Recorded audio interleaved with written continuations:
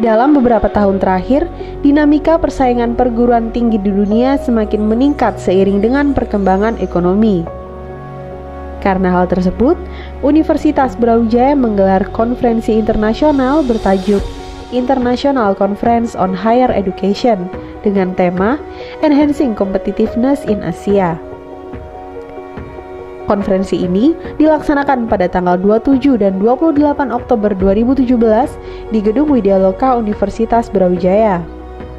Pada hari kedua, hadir sebagai pembicara utama yaitu Dr. Uli Kozok dari University of Hawaii Manoa, Amerika Serikat, dan Dr. Lauren Peterson dari University of Leicester, London. Berikut liputan selengkapnya.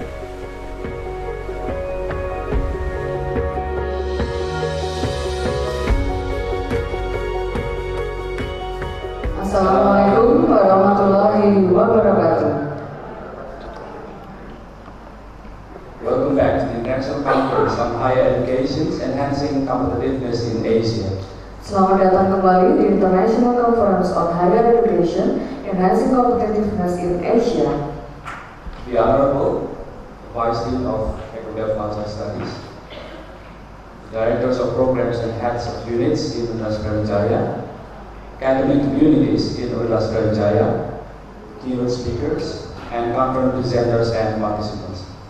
Yang terhormat Bapak Wakil Dekan 1 Fakultas Ilmu Budaya, para sivitas akademika Universitas Brawijaya, para pembicara, dan para peserta International Conference.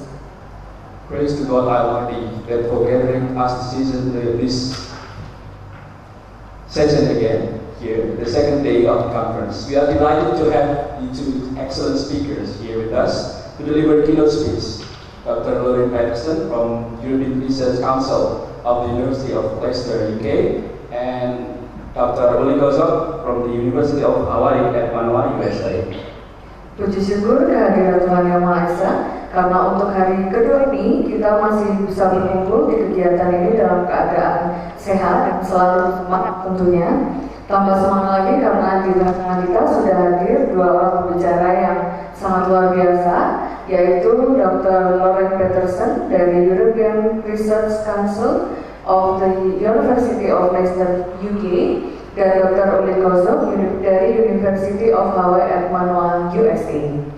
Before beginning our session today, I would like to invite the Vice Dean of Faculty of Cultural Studies, Pak Syariful Munagin MA, to give token of appreciation to Dr. Uli Kozok. Pak Syariful Munagin, please.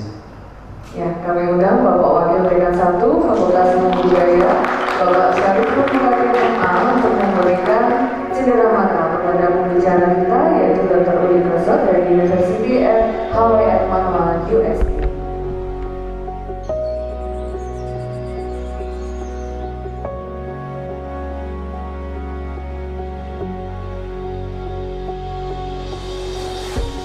Boleh Bapak Ibu hadirin kita berikan tepuk tangan yang meriah. Thank you, Pak Syariful Munagin. Terima kasih Pak Syariful Munagin.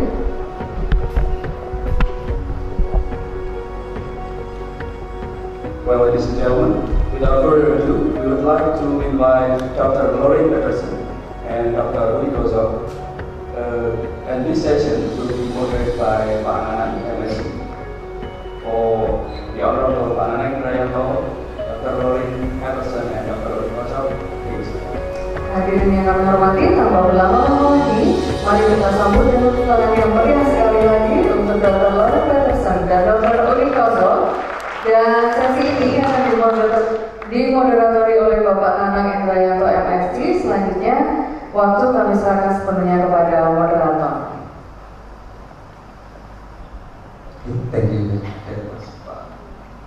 Thank you. Okay, welcome back to our second plenary sessions for this symposium. And of course, thank you so much to come out in the unusual daily presentation weekend for you. So, very appreciated still have time to attend the meeting. Okay, for the first speaker will be Bu Lauren Patterson's Proverb. I'm not rightly pronounced the word, is difficult for me. I'm not good in French. May I read it for a while?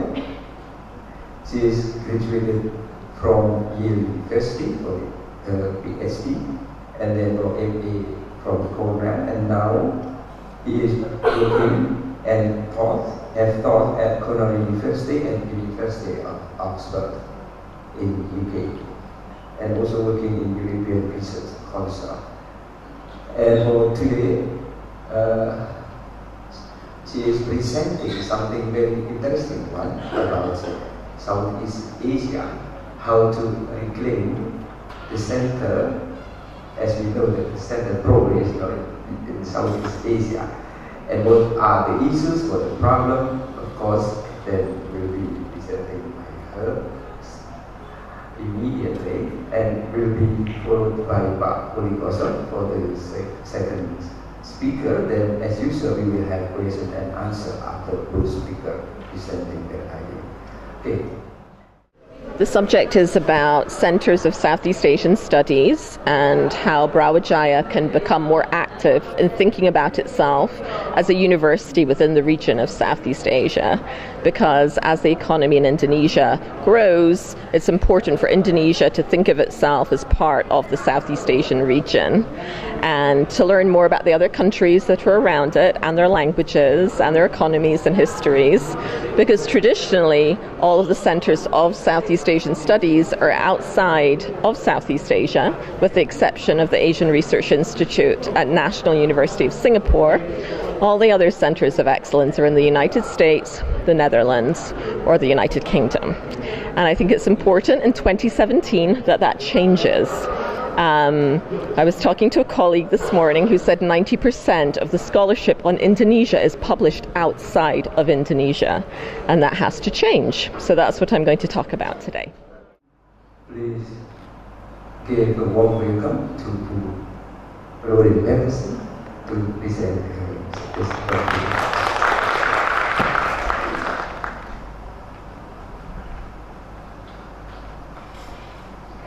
Thank you very much for that kind introduction. Ladies and gentlemen, deans and vice deans, lecturers and professors, I'm so pleased to be here on the auspicious occasion of the 55th anniversary of Brawijaya University, a university which has made amazing strides since it was founded. It's important at this critical moment to think about where it may go in the next 55 years. As Indonesia's economy and educational institutions grow, it is important to think about the role of the country's universities and institutions of higher education, and especially a university which strives for excellence like Brawijaya. We have to think about the part it can play in this development. If Indonesia is going to lead the region as its strongest and largest economy and take its rightful place at the very center of ASEAN, it has to think about its role with the knowledge and understanding of the region itself. So today I want to think about the importance of Southeast Asian studies and how Indonesia and Brawijaya University itself can place itself at the center of the study of its own region, as opposed to other parts of the world. I know that Brawijaya has been making some strides in this direction already with the 6th Southeast Asian Network Forum at Brawijaya University, which took place earlier this year, although this was largely to do with urban planning, which of course is important, but there are many other topics which need to be covered as Brawijaya thinks about how it can enhance Southeast Asia, its role in Southeast Asian studies. So today I want to discuss the issue of how we can think of Southeast Asia as a unit and what linkages and themes emerge from the history of Southeast Asia and the centers of excellence on Southeast Asia, which I have to tell you are mostly outside the region of Southeast Asia itself. The only institution which we would say is a global institution on Southeast Asia is in Singapore. That's the only institute, the Asian Research Institute at the National University of Singapore is the only international institution in the whole of Southeast Asia that's recognized as an authority on Southeast Asia. So I want to think about how Brawijaya can be part of the transformation, an educational and cultural transformation in the knowledge of the region in which it finds itself. When we think of Southeast Asian studies in the world, these are the places we think of. We don't think of centers within Southeast Asia. As I mentioned, we think of Leiden, which an institution which some of you may be familiar with, Michigan, the Southeast Asia program at Cornell University, SOAS at University of London, and the Center for Southeast Asian Studies at Kyoto University. These are the places that people think about. They don't think about anywhere else. So let's think a little bit about Southeast Asia and Indonesia's place within it. And it is true that a question, as a historian, and I'm trained as a historian, constantly return to is, to what extent does it make sense to think of Southeast Asia as a unit, and what are the similarities and the differences between the countries? Indonesia alone is such an incredibly diverse and numerous population of islands, and is home to over 260 million people, drawn from over 200 different ethnic groups. So you could say to me, we've got enough to look at in Indonesia itself. We don't need to look outside Indonesia and think of ourselves regionally. You add the other 11 countries of Southeast Asia with their diverse issues and historical formations, and you have even more to think about. And look, when we think of Southeast Asian studies, you might say, what does Singapore have in common with Ranakiri in northeastern Cambodia, which still looks like this?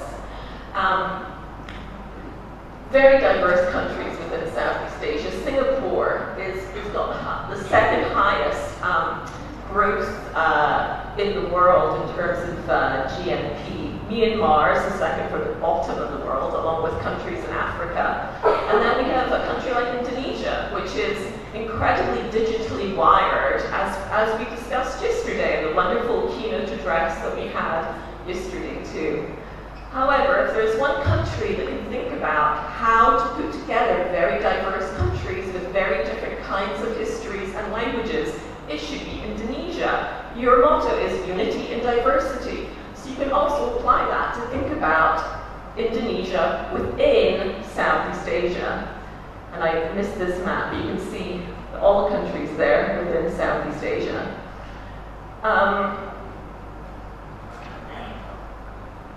The first thing to emphasize about prehistory and early history subdivisions of Southeast Asia is, yes, they don't have much relationship to the nations, the region's modern nations. Located pivotally between East Asia and the rest of the world, Southeast Asia in general has been unable to avoid external cultural, political, and economic forces. On the one hand, the area has been relatively free from the mass migrations and invasions from Central Asia that affected India and China, while on the other, it has always been open to sea traders, religious travelers, and economic networks. How did this term Southeast Asia even come to be? Well, traditionally, people have thought that the term Southeast Asia was a recent vintage. German writers of the late 19th century occasionally used the term, and it gained some currency when the British, during the Second World War, created Lord Louis Mountbatten's Southeast Asia Military Command.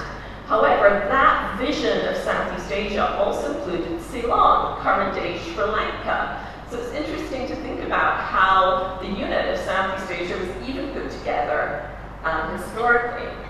Southeast Asia became more or less a household term when the Cold War was already raging in earnest in the mid-50s, and the West was impelled by regional events to create a military alliance called CETA, the organization.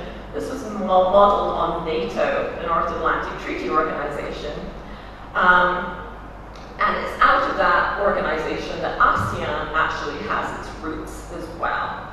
So you can see some of the terms that were used for Southeast Asia before, because it was between China and India, Indochina or Nanyang by the Chinese, the land beneath the winds because of the monsoon, the Far East, the East Indies, or Charis is what Persian and Indian traders used to call it.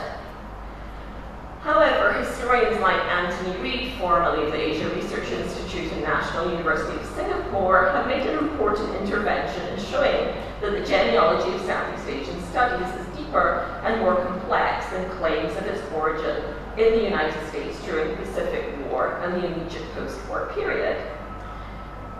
Professor Reid pluralizes the field of Southeast Asian studies by tracing its origins to conceptions of the region in Chinese, Japanese, Arab, and Southeast Asian texts prior to the 16th century, to its emergence as a more or less coherent area of study in the era of European expansion in the writings of Portuguese, Spanish, British, Dutch, and other European authors, and in the founding in the region of colleges, learned societies, and journals with a regional character. Now, I mention this to show you that there is a history of Southeast Asia as a unit, that it's not just a term that was constructed within the Second World War, and that it can make sense to think of this region and its connections together as one area. So if we're thinking about who studied Southeast Asia and who produced scholarship about Southeast Asia, if we go back to the colonial period of Southeast Asia, the appearance of the first centers of regional studies within Southeast Asia itself were in places like Malacca, the Batavia, as it was once called, Bangkok, Singapore, Saigon, Manila. And these in the main functioned as strategic stations or outposts of European political, commercial, religious interests in the region. So they were, as Anthony Reid says, the most natural places from which to conceive the coherence of Southeast Asia and the need for its study as a region. So these are the original colonial research places within Southeast Asia. This example of thinking about how traders thought of the region reminds us that Southeast Asian studies has a long and local genealogy that has not been adequately acknowledged, and that from the beginning it has been constituted in a dynamic, if structurally unequal process of struggle, competition, and mutual appropriation among international, national, and local practices and forms of knowledge. And thinking about this interaction of global and local knowledge, or colonial, native, local knowledge, it very much reminds me of the wonderful keynote that we had yesterday from Professor Henderwan, I hope I'm pronouncing his name correctly, in which he also raised these issues about how we think of local knowledge and how that connects to global knowledge. So if we think about European scholarship on the region originally, these studies were primarily characterized by the Orientalist preoccupation with the great traditions of the region, Buddhism, Hinduism, Islam, which implicitly emphasized Southeast Asian history as something that came out of Indian and Chinese influences. Except for the Philippines, because it was a former colonial territory of the United States, Southeast Asian studies in the United States prior to the Second World War were very much seen as just peripheral places with not much interest compared to the history of Europe. The end of the colonial period and the advent of the new nation states, some of which didn't take place until after the Second World War, created an opportunity to develop fresh perspectives and how the region's past might better be studied. Hence, in contrast to pre-Second World War research, post-war work signified a break in historiography as well as in the history of the region. So it's no longer viewed just as derivative of India or China and formed by those influences. Area studies, so the study of Southeast Asia, began to assume importance, as I mentioned, after the Second World War, but really it became important because of the expansion of Third World communism. Amidst this tense international atmosphere, Southeast Asian scholars in the United States set themselves against what they considered to be the limitations of European colonial studies preoccupied with the Western presence and role in Southeast Asia, and the reconstruction of the history and cultural traditions of those whom they governed. And as I mentioned earlier, ASEAN came out of this period. ASEAN primarily, at the beginning, was an anti-communist organization. We don't think of it that way today, but that is what it was. You can see that the founding members of it were all very anti-colonial power, anti-communist powers within Southeast Asia. So you can see that Vietnam didn't get to become a member until 1995, and that is because it was the Socialist Republic of Vietnam, as it still is today, obviously. So as scholars started to think about Southeast Asia, they started to argue for the need to consider and understand the history of the region, which focused on local ideas, views, interests, and initiatives. Ideas that were coming from the people within Southeast Asia itself. American scholars in the field of Southeast Asian studies have been dominant in the post-war development of theoretical and conceptual frameworks in order to understand processes of change and modernization in the region and to capture the main characteristics of what it is to be Southeast Asian. The outcomes of all of these theories have often served as templates for students in the field doing doctoral and master's research. So the way that they're even conceiving of Southeast Asia has often come out of these Western paradigms that have come out of some of the Southeast Asia study centers I mentioned to you earlier. Thus, while recognizing that there have been so many contributions of American scholars in establishing Southeast Asian studies as a positive and meaningful field, I think we can all agree that some of the ways that they viewed Southeast Asia, some of the scholarly themes that they have chosen to emphasize should be questioned. Indeed, the place of Southeast Asia in the academic disciplines is no less contentious, and the fundamental tension in Southeast Asian studies to which it gives rise centers on the question what it is that we do when we study Southeast Asia, and when add studies to that particular region. I used to teach undergraduates about Southeast Asia at Cornell University, Yale University, and the University of Oxford. I was careful to address and to historicize the notion of Southeast Asia as a region, just like I did with you this morning, and in doing so to expose the way that global politics and academic imperatives can construct our conception of the world. But among graduate students and among scholars more generally, there's always been a question about what methods should I use to study Southeast Asia. Nanti saya akan bicara mengenai jurnal yang disebut jurnal pemangsa atau jurnal abal-abal yang kini sudah merupakan sebuah tren sejak 6 tahun belakangan ini.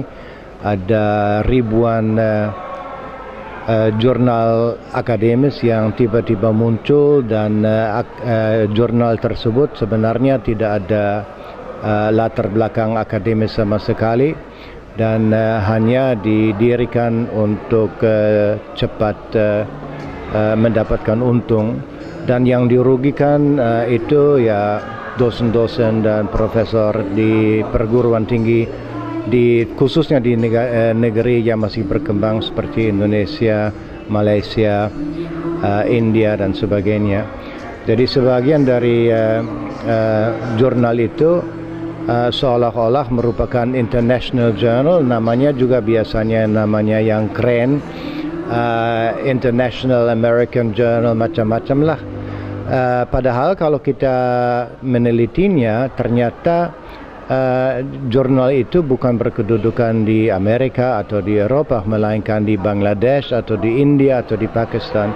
Jadi ini semua merupakan penipuan dalam skala besar, dan yang menjadi korban ya kitalah para akademikus di Indonesia. Itu muncul dengan adanya gerakan OA, Open Access, akses terbuka. Jadi kira-kira 6 tahun yang lalu, jurnal internasional yang pertama, ya maksud saya yang benaran, mereka mulai mengadakan open access. Artinya tidak lagi dicetak, melainkan semua itu dimasukkan ke dalam semacam database, dan itu semua daring online, dan itu kemudian dicontek oleh bermacam-macam usaha kecil atau perorangan di seluruh dunia yang mendirikan jurnal yang kelihatan mirip dengan jurnal yang asli, tetapi sebenarnya jurnal yang palsu.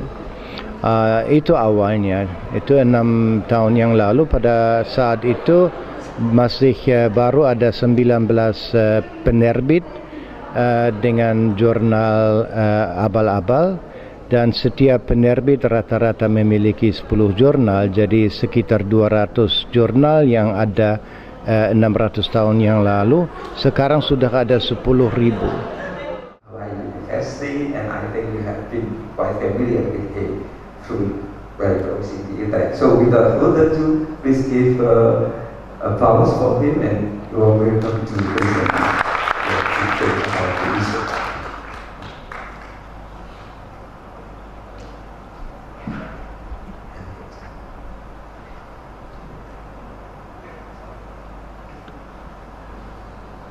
And also please allow me to tell you, probably Pak Kosok have arranged his presentation with Ika for around 40 and 45 minutes. So yeah, this taken note for that. Sekitar 40 atau 45 menit.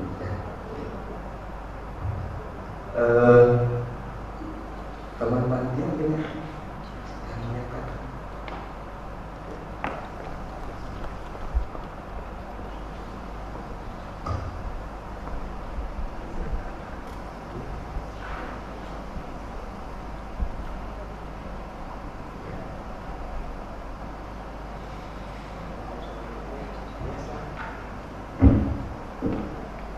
Selamat pagi.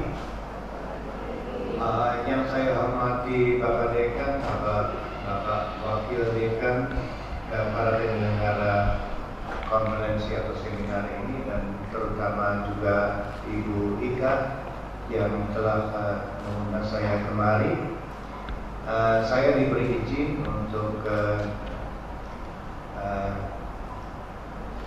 berbahasa Indonesia hari ini. Saya tahu bahwa barangkali saya pembicara satu-satunya yang menggunakan bahasa Indonesia, tapi kebetulan saya sudah mempersiapkan ceramah saya dalam bahasa Indonesia karena saya tidak tahu apa bahasa seminar ini bahasa Inggris. Jadi izinkanlah saya untuk berpresentasi dalam bahasa Indonesia. Presentasi saya itu mengenai jurnal abal-abal atau jurnal bangsa, yang merupakan sebuah fenomena yang sesungguhnya belum lama ada, baru muncul beberapa tahun yang lalu. Bagaimana caranya ini?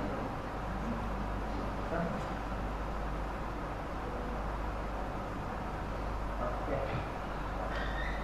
Yang satu kembali lagi. Ya, kembali. Ya, di dunia ini ada 4 atau 5 penerbit besar yang menguasai pasar jurnal akademis. Kebanyakan dari jurnal akademis diterbitkan di Eropa, hampir semuanya, di Belanda dan di Jerman. Dan selain daripada Belanda dan di Jerman, ada juga sejumlah jurnal yang diterbitkan di Inggris dan di Amerika. Totalnya barangkali sekitar 8.000 sampai 10.000 jurnal yang ada yang diterbitkan oleh perusahaan swasta, yang 5 perusahaan swasta tersebut.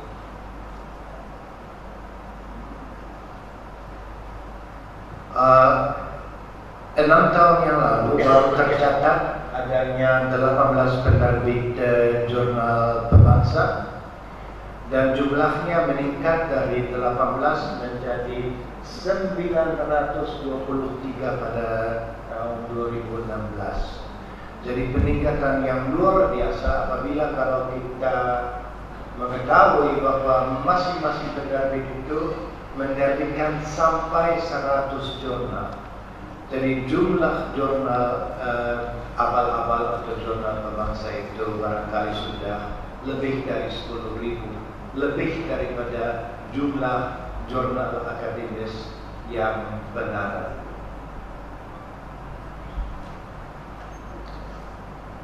Dan di sini dikatakan bahwa predatory publishing undermines the credibility of science most seriously in middle-income countries in Asia and North Africa that suffer from an underdeveloped culture of research evaluation. Dan memang jurnal pembangsa itu merupakan fenomena yang terutama ada di Asia dan di Afrika. Jurnal abal-abal yang satu lagi, jurnal abal-abal dan yang sekalian juga menjadi jurnal pembangsa itu bermutu rendah karena mereka tidak peduli dengan mutunya. Yang mereka peduli itu hanya meraup untung sebesar-besaran dalam waktu yang sesingkat-singkatnya. Oleh sebab itu mereka tidak melakukan peer review. Angka penolakan itu mendekati 0 dan mereka terutama menargetkan akademikus dari Asia dan Afrika. Mereka itu menggunakan segala macam cara, dari membohong sampai menggunakan metrik palsu, memasukkan impact factor, meminjam nama orang dari editorial board yang sebenarnya tidak ada, dan mereka malahan menyembunyikan identitas mereka supaya tidak diketahui bahwa mereka beroperasi misalnya dari Bangladesh atau dari India. Oke. Jurnal pembangsa itu pada umumnya mengiklankan dirinya dengan mengirimkan email secara massal, dan saya yakin bahwa semua hadirin pernah menerima undangan call for papers dari jurnal yang kadang-kadang itu tampak sangat profesional. Itu mereka selalu menggunakan, atau pada umumnya jurnal itu menggunakan nama yang keren, seperti Journal of Language and Literature. Ini sebenarnya bukan keren, malahan nama ini tidak masuk akal karena Journal of Language and Literature of what? Ya, itu kan mestinya spesifik kan, nggak mungkin itu language and literature kan terlalu luas, tapi ya bagi mereka kan penting supaya mereka dapat sebanyak-banyaknya artikel. Begitu juga Advanced Science Journal. Advanced Science apa itu ya? Pokoknya apapun masuk. Lalu American International Journal of Contemporary Research. Gimana sih American International? American atau International kan nggak masuk akal kan? Kemudian Canadian International sama. European Journal of Chemistry, International Archives of Medicine, there is Australian Journal of Basic and Applied Sciences. Jadi seolah-olah internasional, seolah-olah dari negara berkembang, tapi hanya seolah-olah.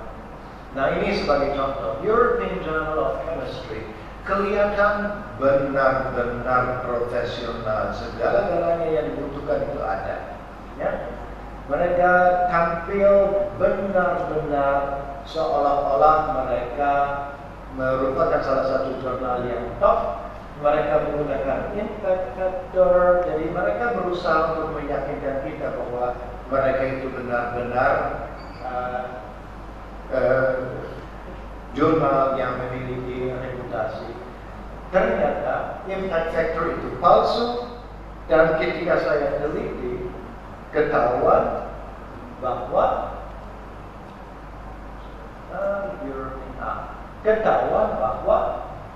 yang ini di atas itu kan I can who is, itu sangat penting. Kalau kita mau mencari identitas sebuah jurnal, cek dulu di I can who is, siapa yang mendaftarkan situs internetnya. Dan di sini yang mendaftarkannya itu seorang Turki. Ya, jadi itu jurnal Eropa, tapi alamat di Amerika. Lihat, di Georgia, Amerika, di Tucker, Georgia. Bagaimana? Itu kan nggak masuk akal. Dan orang yang mendaftarkannya dia seorang Turki dan nomor teleponnya juga Turki. Ya. Nah, ketika saya mencari yang Tucker Road di Georgia itu, ya ini alamatnya. Mana mungkin ini kantor yang menerbitkan majalah kimia, European Journal of Chemistry. Nggak masuk akal sama sekali. Dan ini sebuah majalah lain. Ini anggota editorial board. Kita lihat bahwa hampir semuanya dari India dan dari Malaysia. Padahal itu kan European Journal of Academic. Mestinya kan paling tidak sebanyak dari Eropa, tapi di sini malah tidak ada dari Eropa. Dan ketika kita lihat itu alamatnya di Lisbon. Oke, ya, Lisbon itu apa di Eropa dan sebenarnya ya tidak salah kan diterbitkan dari Lisbon. Tetapi ketika saya periksa itu yang menerbitkannya itu orangnya namanya saja. Itu orang India yang tinggal di Lisbon dan yang menerbitkan European Journal of Academic something. Nah, ketika saya mencari identitas orang tersebut, orang India itu, ternyata afiliasi dengan universitas memang ada, tetapi hanya sebagai mahasiswa. Percaya nggak? Seorang mahasiswa yang menerbitkan jurnal akademis itu kan tidak masuk akal kan? Tapi ya itu dimudahkan dengan adanya akses ke internet. Siapa saja yang pandai membuat situs internet yang bagus, dia bisa memberi kesan seolah-olah ini memang sebuah jurnal yang terpercaya. Dan tadi kan kita lihat itu jurnalnya sangat profesional. Ini satu lagi contoh, Australian Journal of Basic and maaf ini judulnya terpotong karena formatnya barangkali berbeda. Australian Journal of Basic and Applied Sciences. Oke, diterbitkan di Jordania. Ya. American International Journal of Social Science diterbitkan di Dhaka, Bangladesh. Ya. Jadi sekali lagi, saya selalu menggunakan I can, who is untuk melihat di mana itu sebenarnya didaftarkan. Dan sering dari situ saja sudah ketahuan bahwa mereka itu bohong. Ini World Research Journal of Diabetes yang menampilkan seorang Jerman yang namanya Thomas Leicester sebagai sebagai editor-in-chief. Ketika saya menghubungi beliau, dia malahan tidak pernah dengar adanya jurnal itu. Jadi seenak-enaknya namanya dan fotonya dipasang di situ ya sudah. Dan jurnal itu juga menjanjikan bahwa terindeks di indeks Copernicus. Ketika saya cek malah tidak ada. Ini contoh dari salah satu publikasi yang diambil dari Journal of Language and Literature yang diterbitkan di Azerbaijan. Di situ saya memilih Journal of Language and Literature sebagai contoh karena banyak sekali dosen dari Indonesia yang menerbitkan artikelnya di situ. Ini dari seorang, kalau tidak salah dari Binus.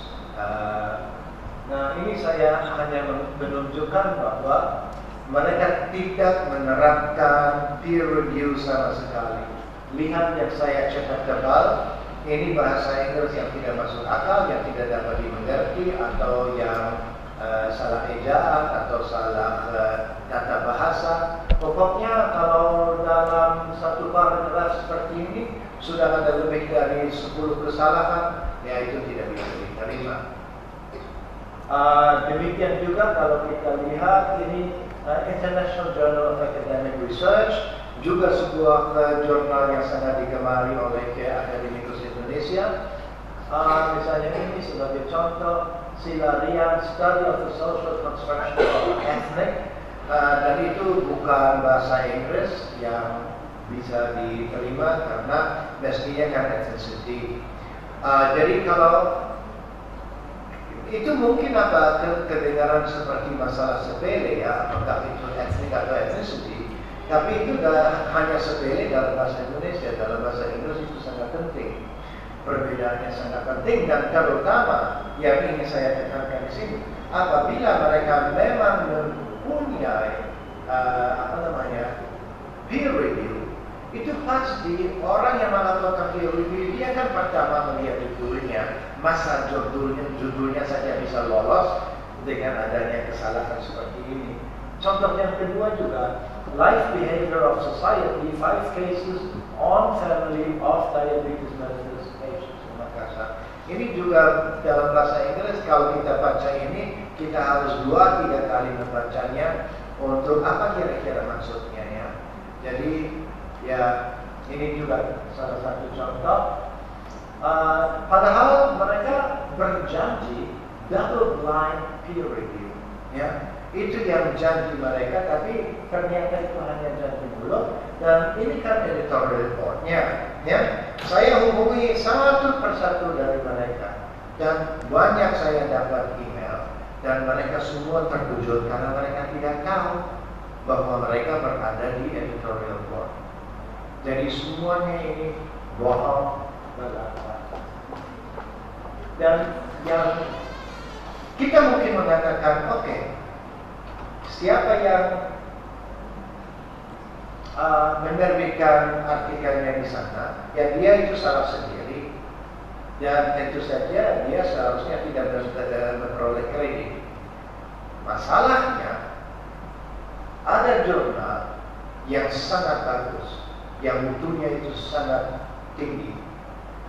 Jurnal itu tidak diterima oleh dikti karena mereka tidak terdaftar di Scopus, dan mereka tidak terdaftar di Scopus karena mereka tidak peduli.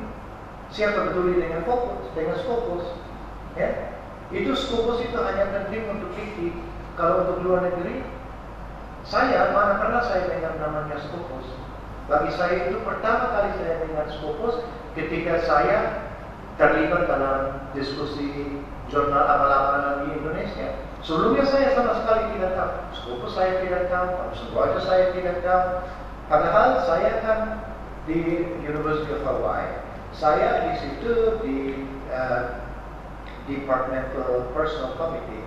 Jadi saya yang memutuskan siapa yang naik pangkat dan siapa yang tidak berdasarkan publikasinya.